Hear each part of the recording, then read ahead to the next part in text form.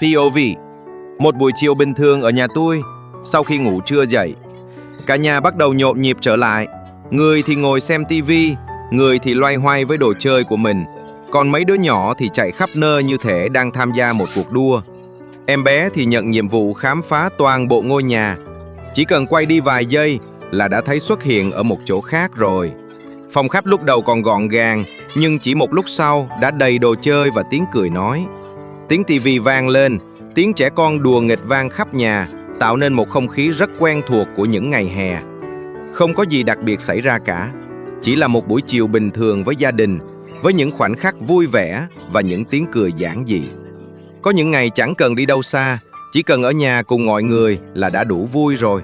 Và có lẽ sau này nhìn lại, những buổi chiều bình yên như thế này mới là điều đáng nhớ nhất.